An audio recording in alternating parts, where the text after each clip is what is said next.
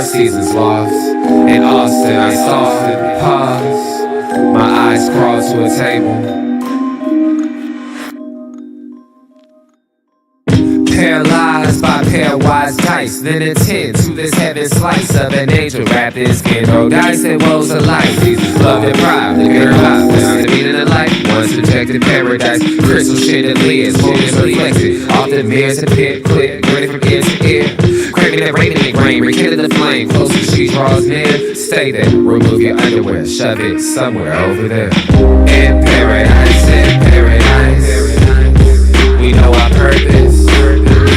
In paradise, in paradise, we know what our worth is. In paradise, we manifest dreams. In paradise, truth is what you can see. Boom. Yes, it is. The truth is what you can see. Hello, everybody, and welcome to this edition of the Unpopular Hour. Sorry, I'm your host, Matt Clark. Today it is Friday. I've missed this whole week.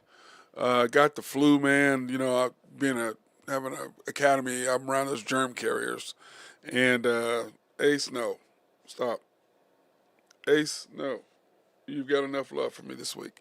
And anyway, was just down for the count this whole week. And now finally feeling better. Trying to get ready because we have the the games this coming weekend. We play tonight. Thunder play tonight.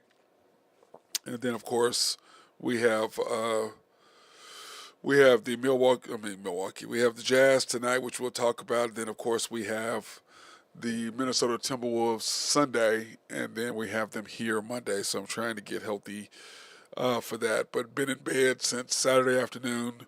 Had to work, and then about 3 o'clock, just started my neck started hurting, back was hurting, just started feeling bad, and then so basically been in bed until yesterday afternoon. Finally got out of bed, went and sat in the sauna.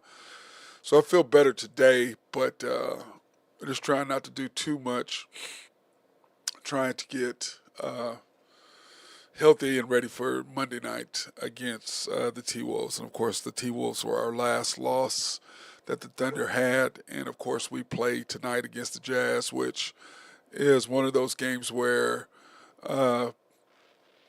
you know, I think the Thunder, we are 15-point favorites, but I think the Thunder are going to come out and smash the Jazz because usually, whenever we play bad, the next team. Thank you, Burgess. Yeah, bro. Yeah, that's why I've been out, man. Plus, thank God we didn't have any Thunder games. We had a week off, gave me a chance to recover. So I am feeling better, but still, it's just brutal. It is. I mean, I'm telling you what, the flu is no joke. Last couple weeks ago, I was sick, but I thought I had the flu, but it was just sinuses, and went through all those a whole box of puffs with lotion, and got a Z-Pack and had a steroid shot and felt better. But this right here was just, man. I mean, literally, I've been in bed since Saturday at 6:30. I want to say 7 o'clock Saturday until yesterday. And my fat boy, my big baby boy, Ace, was there snuggling with me the whole time. So, but I did get a chance to watch the NBA All-Star Game, which we'll talk about here in just a minute, and kind of all the stuff that's been going on in the league this whole week that I haven't had a chance to get you guys updated and get my points across to that. But anyway, the Thunder play the Jazz tonight. We're 44-10. They are 13-41 now, and the game's at 8:30 tonight. So by the time we get on, it'll be 12 o'clock. So I don't know how long we'll be on tonight. I may wait till tomorrow night to do the show tomorrow night, but we may come on tonight, just depending on how I'm feeling later on that late at night. So we'll see. But anyway, to get to the NBA All-Star Game, and then we'll talk about the Thunder here. You know what? Let's just go ahead and finish and talk about the Thunder, and then we'll talk about the NBA All-Star Game because my frustration levels with that are outrageous. Okay? Here are the Thunder's next 10 games. We have the Jazz tonight. That'll be on FanDuel, which is just... It's hard. I really don't even listen to them. I just try to listen to the Thunder radio show, and it's hard to listen to on that. But it's better than me listening to people who don't even know what shots of the game are, what the difference between a push shot, a floater. They don't even know. It's hard to watch basketball when people are announcing and they're getting paid a lot of money. And they don't even know what the hell they're talking about when it comes to shots. And for the people who aren't sports understand the game as far as sports is concerned, yeah, it doesn't matter. They have no idea. But those of us who understand the game, it's so nice when you have ESPN and TNT where announcers actually know what the hell shots are. What's a floater? I mean, a push shot. There's no such thing as a push shot. And it's just sad that only the Oklahoma City Thunder have the only broadcasting crew that call it a push shot. And trying to be cute, trying to make it funny. Well, dude, bro, your job is to tell people what's going on. That's your job. It's not like radio where you got to make up stuff so that people can be interested. It's TV. We see what stuff is. Your job is to describe it and give it to us in a way that you're teaching people, not trying to be cool and talk about buttered toast or whatever the hell you. I don't even whatever his toast comment is. I just laugh. But anyway, then it gets kind of thick for the Thunder because Sunday and Monday night we go to the Jazz. So tonight we'll probably leave tomorrow. Uh, they may leave like late tonight in Utah, but and then get to Minnesota on Sunday. I'm sure it depends on what the weather is really going to do, whether they leave tonight. But I'm sure just leave tomorrow, get some rest tonight, leave tomorrow morning, get there, get some practice in. But a lot of times, the game will be over with at 10:30 by the time they get out of there, 11:30, 12. By the time you get to Minnesota, it'll be 2 or 3 o'clock in the morning. It just seems to me, get some rest tonight, stay in Utah. What the hell can you really do there? Then you have the Jazz, the T-Wolves again Monday night on a back-to-back here in Oklahoma City, 7 o'clock. That also is on FanDuel, but hopefully we'll all be at the game where I can watch it in person so I can see what's really going on. Because, to me, I was talking to somebody the other day about, being close to the game, down on the floor. And, it's great. It's the experience of it, 100%. It's a much better experience than the game down there, but you can't really see the game. You can't see the intricacies of what's going on when you're that close. You just really can't. And you have to be able to, now it's different when you have a TV monitor, like when the broadcaster, they're doing their court side, but they have a TV monitor. So you can see stuff that's going on. But when you're that close, you're there to be seen. That's why you're there. You're there to be seen. You watch the game up close, and it's great for the plays there, but you're not trying to analyze what the hell went on because you're too close. You can't see. You can see a play, but you can't see the intricacies of what. That's what's great about where we sit upstairs at club level, so you can actually see the game. Then we have the Nets on Wednesday night. The Hawks on Friday night. We go to the Nets in New Jersey, then go to Atlanta, and then we have the Spurs, which of course they're being without Victor Wembanyama, who is going to be out for the rest of the year with a shoulder issue. He's going to be gone for the rest of the year, and of course they play us. They play the Mavs twice, but they play everybody else once. Denver us once. I think they play Minnesota once. So anybody that can really have a run at us or our position being 8 games ahead, I don't really see how that's going to affect too much. And then, of course, we have the Rockets at home and then at the Grizzlies. So the Thunder have a serious schedule coming up. But it all depends on what you do tonight. Get back on the winning streak. We've won one and we lost one. So, and we did not play well. And if you saw after the storm, you know that we did not play well at all. Against Minnesota. And I just think that, like I said that night, they wanted it more than we did, number one. SGA did not come out and play well. Ant-Man did. And then they ended up not playing well at the end. I mean, after the start. But the start made all the difference because Minnesota played all those young guys. They didn't have Gobert. They didn't have Connolly. They're missing. They didn't have Randall. So they weren't really in full stride. But that being said, the young guys came out and played well. Chet was playing at home, which is where he grew up at, a few miles from there, and he did not play well at all. And, you just seeing him falling down and stuff. I mean, I think he was just so hyped that he still hasn't got his sea legs from being out that long. So a lot of that had to do with it. But the fact is, they came out, they hit us in the mouth. Chet gets dunked on by Ant-Man. Ant got all the kids excited. They started making plays. One of the players averages 2 points a game. He had 13 and a half. He averaged 2 points a game. He had 13 and a half. So it was just one of those things where they just did what they wanted to do to us. It made us pay. So now going into tonight to the second half, we have 28 games remaining. And going into the second half of the season, this is what it looks like. SGA averaging 32 points a game, 52% from the field, 35% from three, 90% basically, 89.7. We're not giving him 90 because he's not at 90. 89.7% from free throw line. J-Dub, 21 points a game, 47% from the field, 34% from three, 77% from the line. Chet, 14.7, 48 points, 48 field goal percentage, 37.8 from three, and then of course 74% of the line. But like I said, the thing that worries me the most is the fact that iHeart's only shooting 64% from the free throw line. That could hurt us down the stretch, and we're going to need him. So anyway, that's the stats of what we're looking at, with Wiggins coming in there at 10.9, Dort at 10, Isaiah Joe at 9, shooting 39%, which is better. He needs to be shooting around 40-something percent from three. That's kind of what I think with him. And then Caruso, K Rich, and then Jay Will pulling up the bottom. And then, of course, we need A.J. Mitchell back and Kaysen back. And I think we should have a full roster. We should have Kaysen back by now. But the reason why the Thunder are 44-10 is this right here. We're number one, okay, in giving up points at 104.8. We're sixth in scoring, but we're number one. But we're top 10 in points scored, field goal percentage shooting.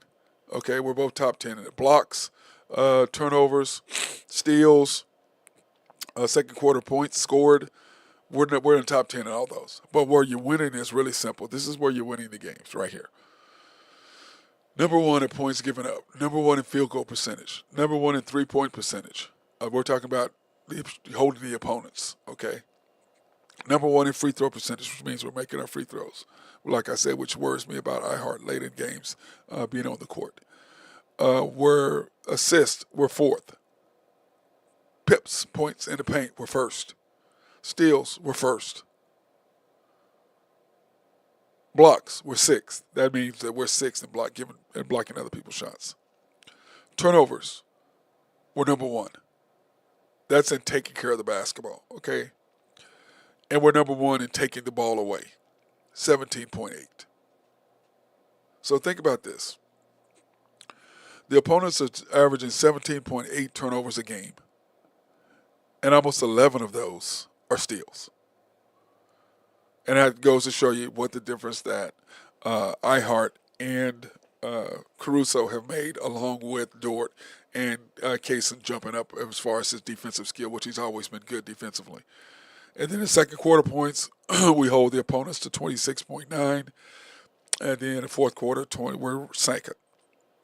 Now, the second quarter stat is really misleading because of the simple fact we are third, but the 10 games that we've lost this year, we've lost 8 of them in the second quarter because of his lineups, because of what he's doing.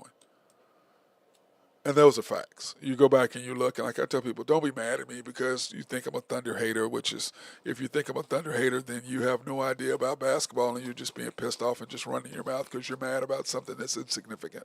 I'm not a Thunder hater. What I am, unlike a lot of people, is a realist and a person who is willing to call the Thunder out and say, here are our deficiencies. These are the things that we need to work on to get better. These are the things that are going to make us get that chip if we don't improve in these areas. And playing Jang and playing Jones and trying to say, oh, well, we're developing them. Well, you can't develop key people ain't ready. How about developing chemistry? How about developing where we understand where the other person's going to be? How about all those things? How about the things that really matter? And when you look at Boston, look at who they play. They play their 5 guys, their starters, which is Tatum, Brown, Drew Holiday, Derek White, and Porzingis. Then they come off the deal with Al Horford, with Pritchard, who's probably going to be the sixth man of the year, with Huer, and with the big guy, the big white guy. Now they got center, and they might play one other guy. So they're saying, look, we're trying to develop as much chemistry as we possibly can to get everybody to understand so we can start to stretch run. The Thunder's coach, however, being the developmental guy that he is, along with his developmental staff who are going to support him 100%, what do? They're trying to play guys who those guys can't play. No matter how much you try to develop, we can go back and look. You started with Poku.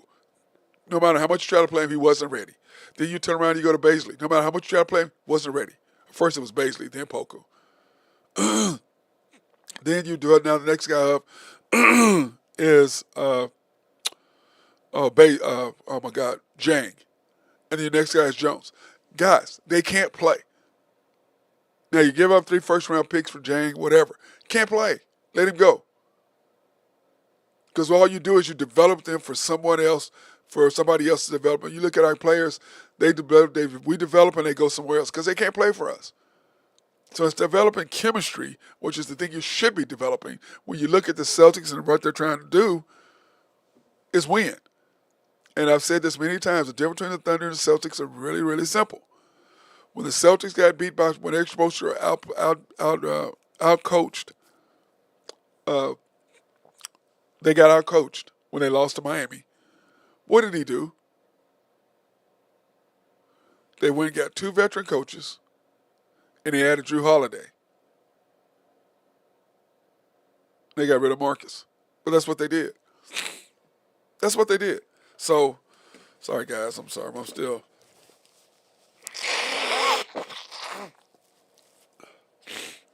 Sorry about that.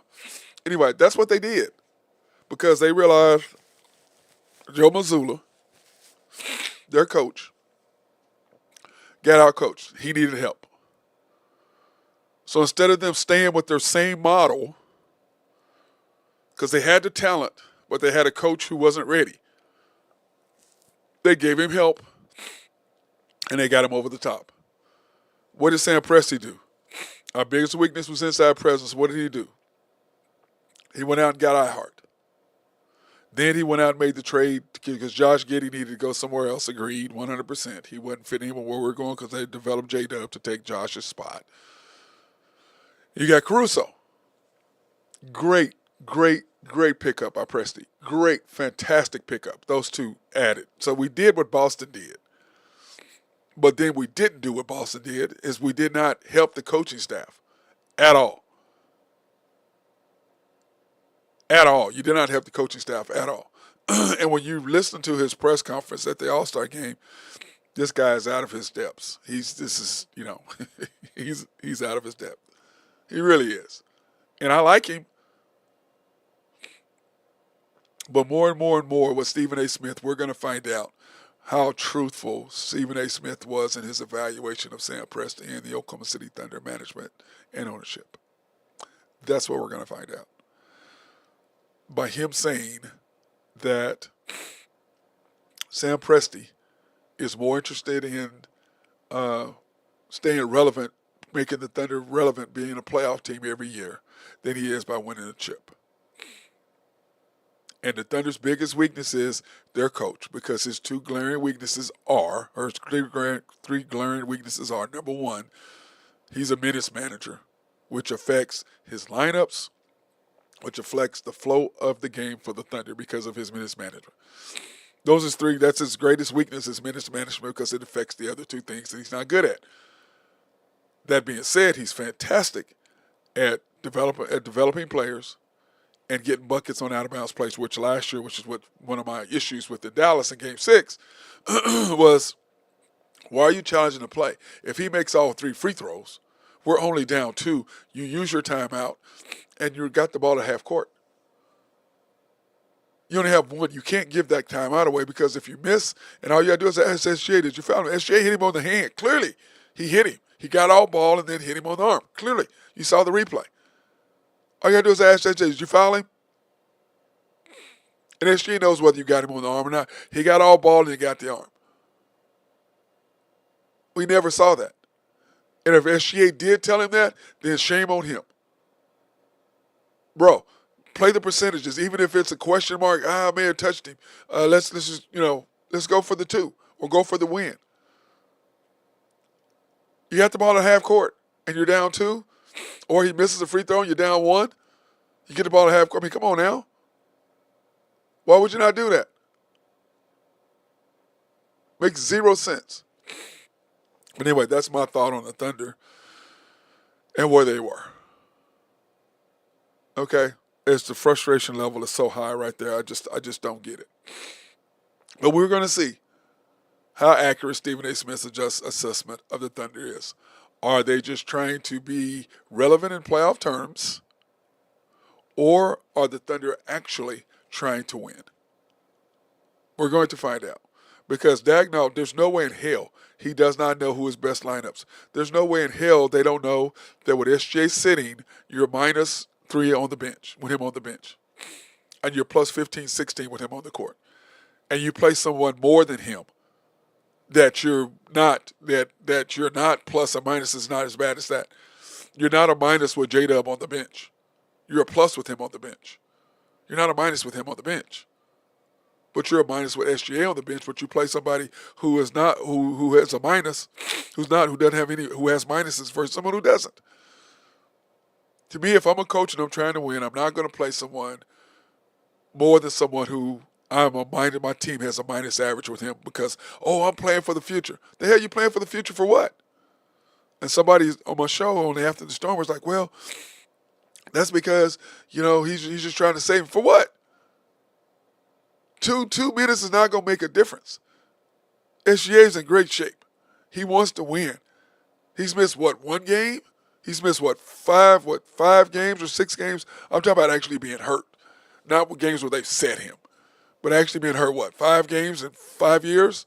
He plays. He's not like LeBron load managing because LeBron's trying to have every record making him the greatest player, which is a joke. He's not. The reason why the All-Star game is the way it is because of him. He sat out the All-Star game, and we're going to talk about that in a minute. Don't get me started on that dude. But anyway, the Thunder were 28 games left, and it starts tonight. And I do believe the Thunder are going to handle their business. I kind of feel sorry for Utah because we're going to come out and punch him in the mouth, I believe. But again, is he going to be playing Dylan Jones in the first and second quarter? You're wasting lineups. Why not building chemistry through your lineups and figuring out what we need to do? Now we're down the stretch. This is not the beginning of the season. This is going down the stretch.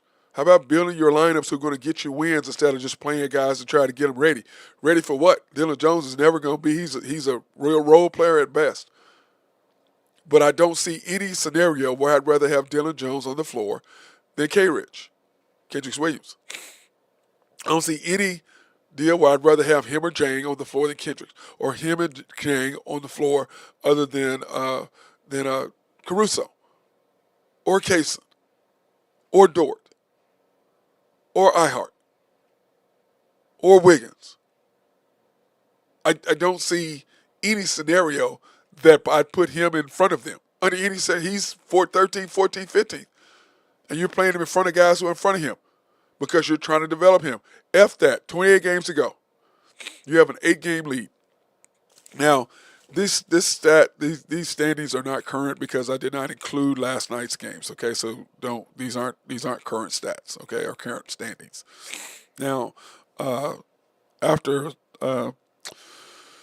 Sunday, after the Sunday night game, I will have the standings up to date. But right now, these standings are not up to date. Okay, we have an 8-game lead over the Grizzlies.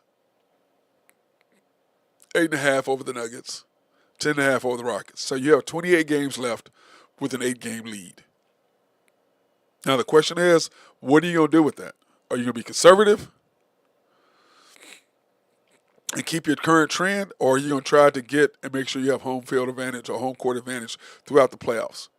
Because right now, as it stands, 7, 8, 9, 10, which are the play-in games, okay, play-in teams, you're playing one of those in the first round.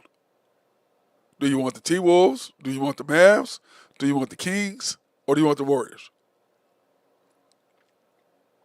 Those are your playing games. And remember, the Mavs are going to be completely healthy when it comes down to that at that point. So what are you going to want?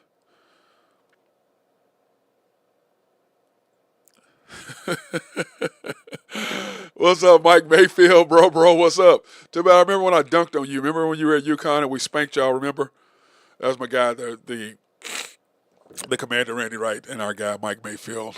Good to see you, I love him. Mike is one was a great basketball player, even though he did go to UConn, like the Commander, even though they went to UConn. But anyway, hey, bro, what's up? And I'm a beautiful, beautiful brown-skinned man. Thank you very much, homie.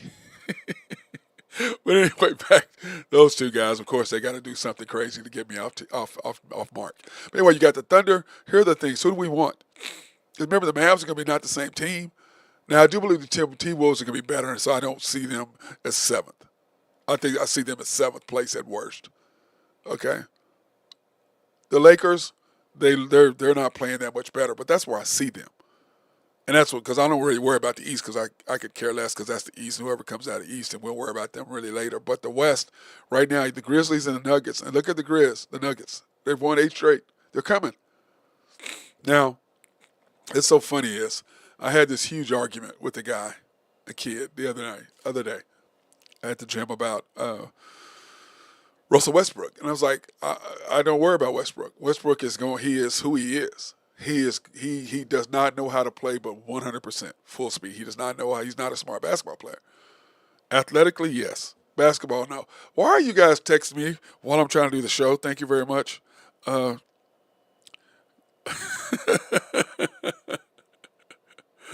not talking to y'all. Y'all both have issues. They have issues, guys. That's Mike Mayfield and Randy Wright. They both have issues. I'll put y'all on blast, both of y'all. Y'all both have issues. Y'all crack me up. But anyway, I don't mind about Russell. He's going to make mistakes.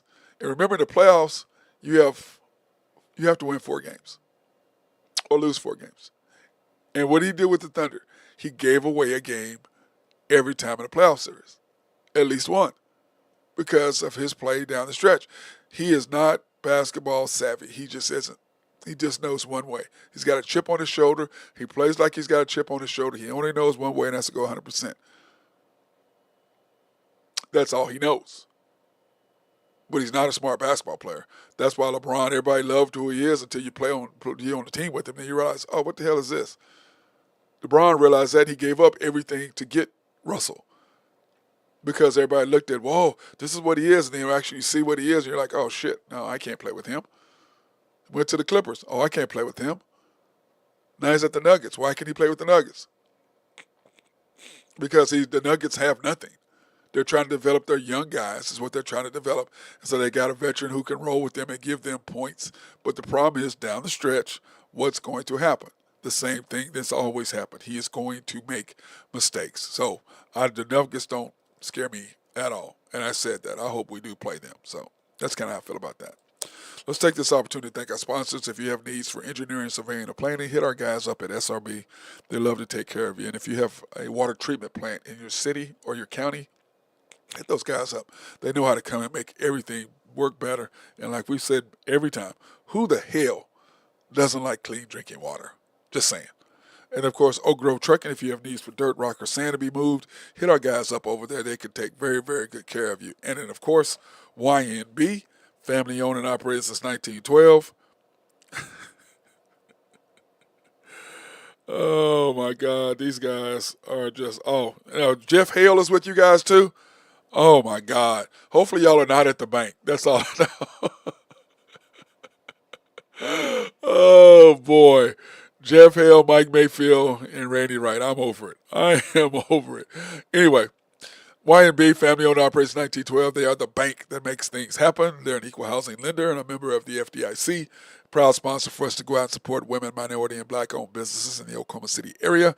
You can pre-qualify online at www.ynbok.com. That's www.ynbok.com. Or you go into one of their 5 locations. The main bank, which is where these knuckleheads are right now. I'm sure they're sitting up in the commander's office laughing and talking trash. I'm sure they are. I can just see their faces right now. 401 Elm, 66 steps from historic downtown Yukon, Oklahoma. YNB East, which is off the Parkway and 66 or 39th Expressway. YNB Mustang, located 218 North Mustang Road. YNB Parkway, which is off Garth Brooks and I-40. And, of course, YNB Peoples, located on 23rd and Bethany between Rockwell and MacArthur. And then, of course, Elm Grown Clothing. If you've watched our guy Big Perk, Kendrick Perkins on TV. The way he's dressed is because of this man right here, Elm Grove Clothing, and my guy Jonathan Bickey Triplet, 405-332-8787. Hit our guy up if you have needs for a suit. Why spend $5,000, $6,000, $7,000 when you can spend $800 to $1,000 and get the same thing? And like I said, look at Big Perk. Look how well he's dressed. This man right here is the one that's been making him look good. He actually, as always, gives good takes, but that has really, really helped him, I believe. And then, of course, our newest sponsor, Creed Cologne. Oh, man. The House of Creed, handcrafted since 1760. Remember, pick the best for your best. And we love those guys over there. I finally got some of their cologne, and I'm going to tell you, boy, it's fantastic. Man, it smells really, really, really good.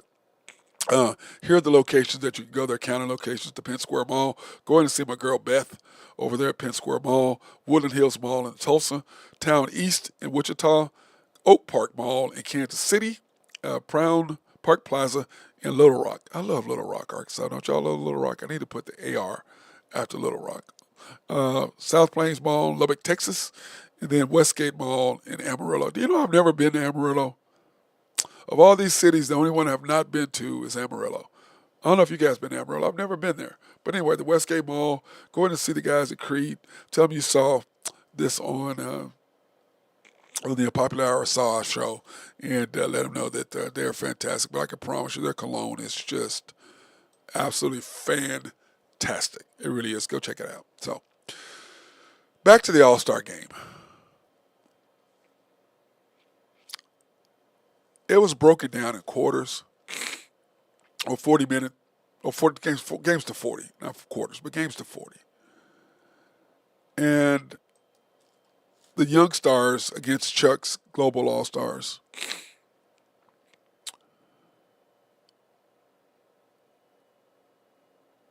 I was like, really? Game wasn't fair. Game wasn't close. Really wasn't. And then Candace's against Shaq's rising stars. And then, of course, Chuck and Shaq played against. Now, the young stars is Kenny. Okay, that was Team Kenny. His young stars. And J-Dub played on that game, by the way. And the games were competitive kind of at first, but then, like, just like Trey said, Trey Young, after you sit, you wait for all that time to try to play again, it kind of gets you out of the competitive juices. And Shaq's team, of course, beat Charles's team in the finals, if that's what you want to call it. I mean, I wasn't a fan of it at all.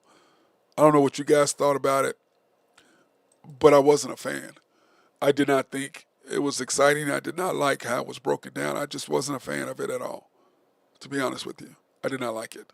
Now, some people did. I was not one of those people who thought the game was cool, who thought the game was fun. I did not like it. I didn't like how it was laid out.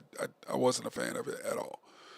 But that being said, it was different. It was competitive a little bit more than it has been. But guys shooting half-court shots and stuff like that, it's just they've turned the game into almost like football. That's what they've done. And what's sad is that this group of men, this group of guys, the guys who paved the way for them to get all the money that they're currently making, are not paying it forward. They're being selfish and getting all the things and taking it. Because now, remember, the NBA has 11 years, $77 million contract. 11 years, $77 million. After that, I mean, just think about this. SGA, Luka, they're going to be making $400 million if SGA doesn't sign his extension with, by the way, who got rid of his agent and who has a chance to sign his extension. Now, why the hell would he do that? I wouldn't. The only reason that he would do that now is to do what? Protect himself from injury down the road. That's the only reason why he would do that. And let me pull this up because I did save it.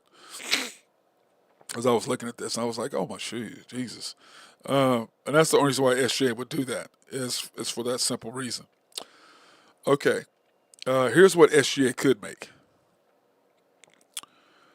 20, 27, 28, 69 to 75, 80, 86, 92, $404 million.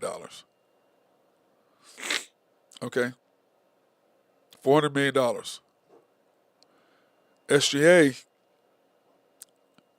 It says right here,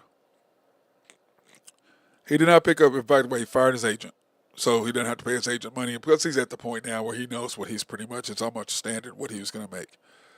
Uh, he can wait to the summer of 2026, or he can do it this year. He can wait to next year. And of course, this will be his. He'll be all NBA, so that'll be all NBA 3 years in a row. Okay, he has a chance to be the first $400 million player.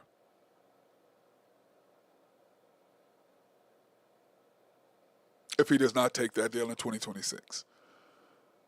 Now, if he does take it in 2026, I have it here. He will make.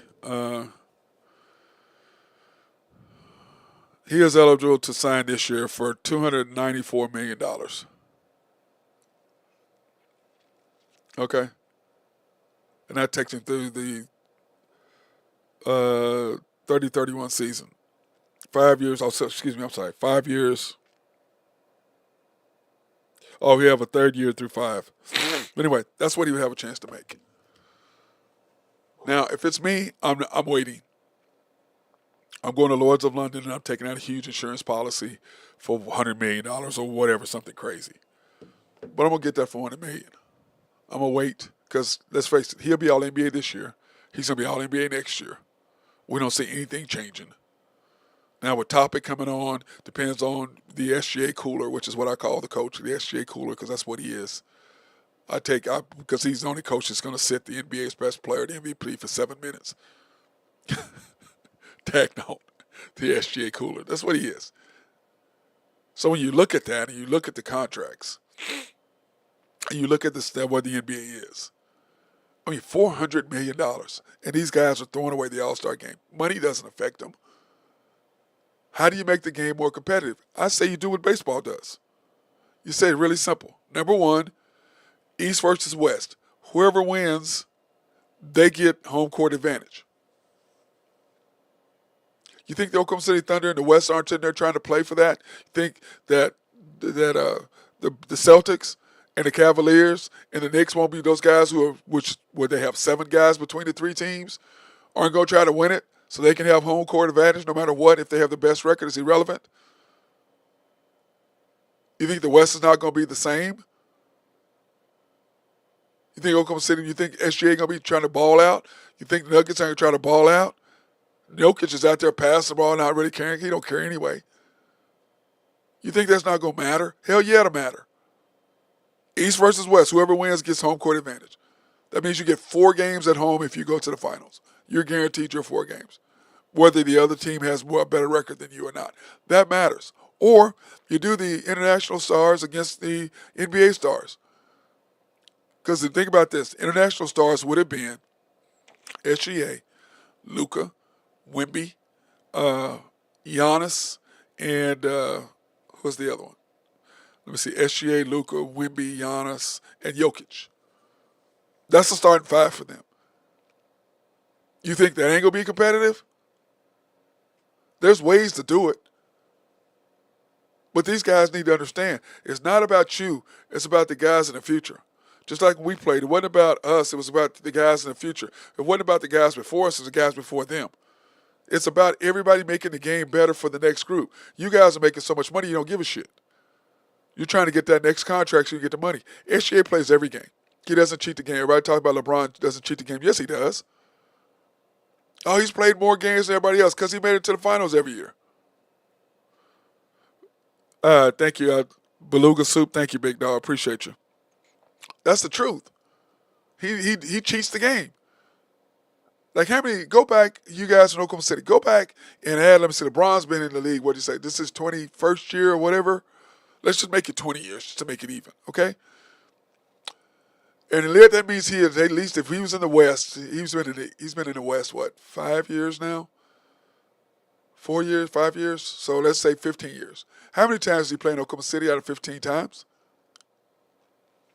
Out of 15 times he was in Cleveland and with Miami, how many times did he play here? 3, 4? I'll be generous and say 5. Kobe. That's why I don't have LeBron in my top 5. Kobe. Was he there? Yes, every game. Michael, every game.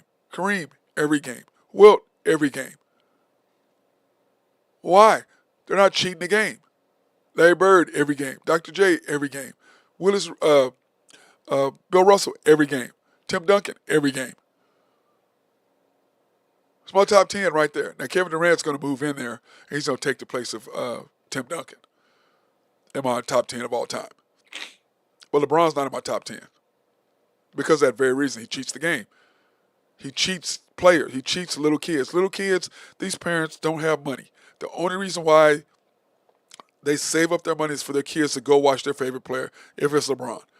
The only time he's going to be in Oklahoma City, one time. And like I've always said, if you're going to miss at home. Yeah, you play at home 41 times. You're trying to tell me you kids can't make 41 or 41 games? You play 41 games at home. Miss one there. Don't miss one of the 41 that this is the only time a kid's ever going to be able to watch his favorite player. And you don't show up because you got a hangnail. You cheated the game. And the reason why I don't think LeBron's the greatest is several reasons, and that's one of them. All the great players understood what they were about. The game was bigger than them. LeBron thinks he's bigger than the game. Plain and simple. That's what he believes. He's about records and trying to be, he's going to be has the most records of all time, 100%. But he disappeared completely in a series. Not once, not but twice. Disappeared. In critical moments, he's not there. Everybody goes, oh, well, look at how many game winners he's had. Bullshit. Let's go look in the playoffs. Let's go back and look.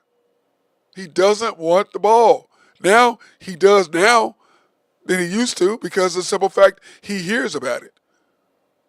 Oh, he don't want the ball. He's scared to go to the free throw line. He's scared of this. He's scared of that. Yes, we all say that.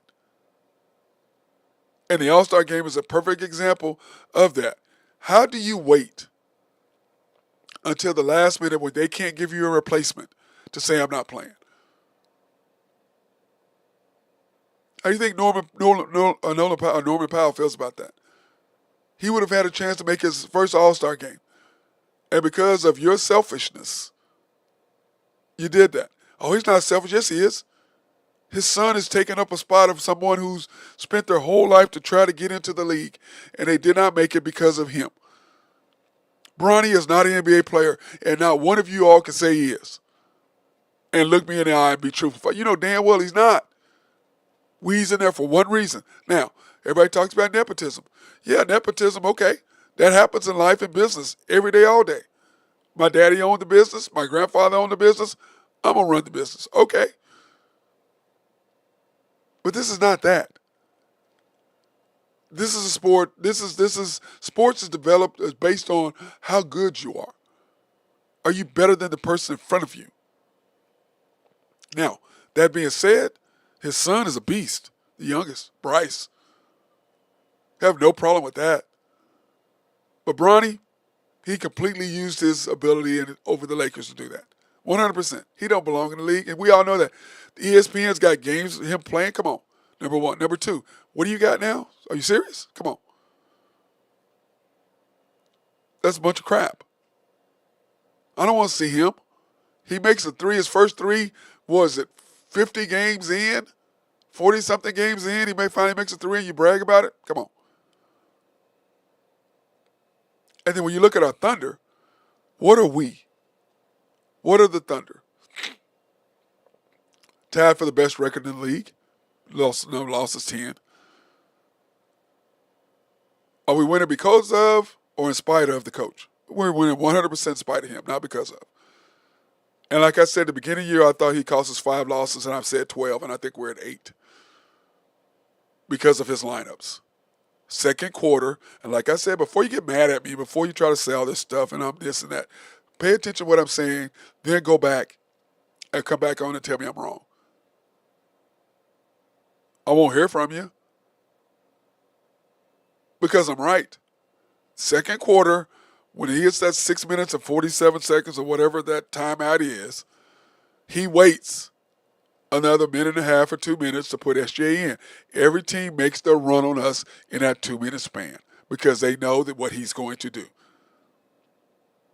You're trying to tell me a minute and a half more playing SJ is going to matter? Let me see, 80 minutes over 82 minutes over a season. 1 minute's going to matter. But you're playing your boy J-Dub as much or more than SGA. People are like, no, he don't. I said, go back and watch and see how many games J-Dub plays more minutes than SGA. Oh, there's no way he played more minutes than SGA. Go back and pay attention. Go look at the games.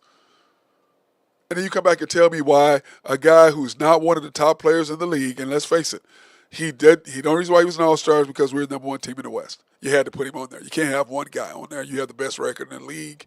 You got one guy on the league. Come on. You got to put him on there. But like I said, is he one of the top 24? No. But he deserved to be on there? Team-wise, yes. Because we're the number one team, 100%. But is he one of the top 24? No, he's not. And you can't argue that he is because you're high. Well, whatever you're drinking and smoking, I want some of it because it's bullshit. He's just not. But is he is he the Robin to our Batman? That's debatable. Is that him or Chet? But when you go back to the All-Star game, the NBA needs to make changes. 100%. They need to make changes to that. And when you look at the Thunder, we have 28 games remaining. And let me go back to our next. We have 8 games left in our, because we do, remember, 10-game stretches. So here are our next 10 games, okay? Our next 8 games. We have 8 games left in this 10-game, because we do them in 10-game swatches. Jazz, T-Wolves twice. Nets, Hawks, Spurs, Rockets, at Grizzlies. Remember last time we played the Grizzlies, we beat the brakes off of them. So, that's going to be a revenge game for them. So let's say in these next 8 games, we should go what? 7-1, 6-2, 5-3. Because remember, the Grizzlies are coming. We only have an 8-game lead with 28 games left. The Grizzlies are coming.